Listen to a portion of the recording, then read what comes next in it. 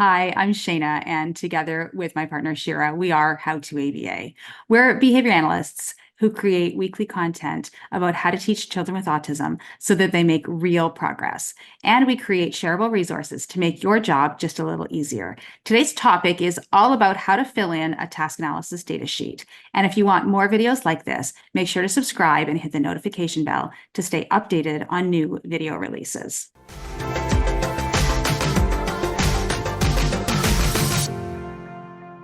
As behavior analysts, we teach a lot of life skills. And when we teach life skills, we typically use a task analysis data sheet. We've had lots of requests in terms of what does our task analysis data sheet look like and how do you fill it in? So I'm going to share my screen and I'm going to show you our task analysis data sheet and how to fill it in. Here's a task analysis data sheet for washing hands. We record not just plus and minus, but we actually record the prompt level only because we want that much more information on the data sheet. So for instance, what we'll do is the very first thing is fill in the date. So let's pretend it's January 1st. And I'm going to put the date here. I might even put the instructor's initials as well under the date.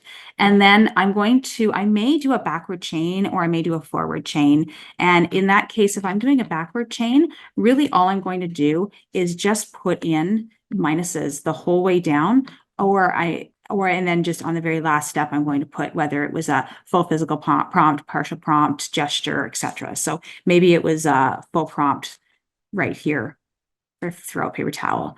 The other thing that I might do is actually take, down here, have a separate graph at the bottom here or on a separate page or electronically and have 5 trials to 10 trials of just throwing out paper towel so that the student is getting in more learning than just one trial.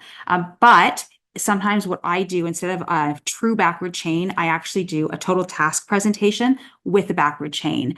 And in that case, what I'm going to do is I'm going to prompt the student through all the steps and then see what they do on the last step independently, as well as practice that last step about 5 times.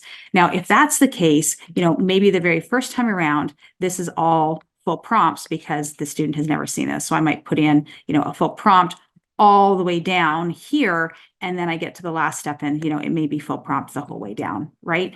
But eventually what's going to happen is the student may go from full prompting and then go, wait a second, I've had experience with this. I know what to do here.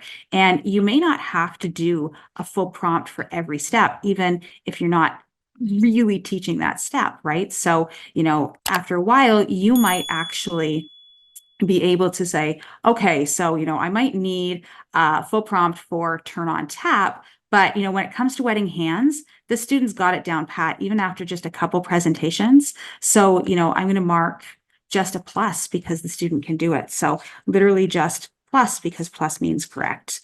And I'm going to put that into just the wet hands part. They still need help with pump soap, but how much help do they need? They might need just a point to the soap and that's it. And if that's the case and they just need a point to the soap, I'm going to mark down a G right here. And then they rub the soap, but they don't rub down for 10 seconds. It's, not great. But with a model prompt, they can actually do it fairly well. So I'm going to write down M for model prompt here. Rubbing their hands under the water. Oh, they love doing that. How many learners do you have that just love playing with the water, right? So, they've got that piece down pat as well. So, they've got correct for that piece. They don't turn off the faucet. They actually need a full physical prompt to turn off the faucet.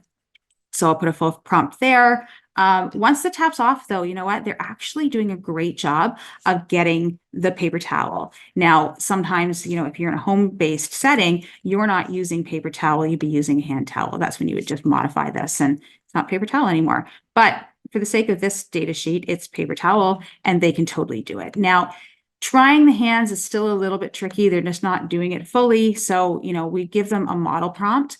I had to step in and do like a partial prompt at one point in time, but mainly it was model. So at that point, the more information on these data sheets, the better. So sometimes what I would do is write down like PP with a slash and then an M so that the person who's reading this data sheet can really see, oh, there was some physical prompts, but that mainly model.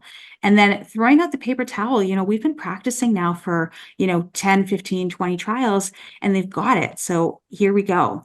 Now, that's what it's going to look like. So, that's your data for, I don't know, whatever date it is now, right? January 5th. Wouldn't it be great if a learner learned that quickly? But you look at these, and the very first day, everything is a full prompt. So your total percentage correct is 0. Like there's nothing correct. The second day you do it, or maybe it was the 8th day you do it. I'm just speeding this up for efficiency purposes.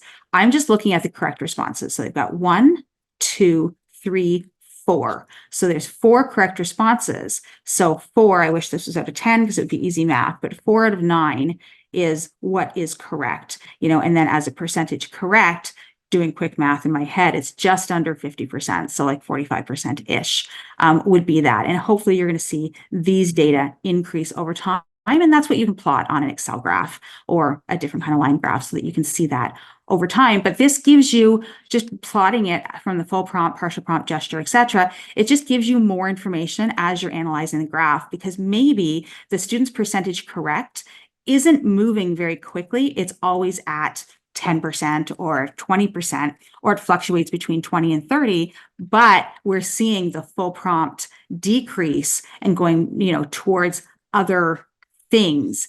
And that gives you valuable information as well. So that's how you use task analysis. For more information, you can go to our website and take a look under task analyses. Click the link in and around this video to visit our store where we have editable task analyses for teaching life skills. You'll also find editable task analyses in our behavior resource.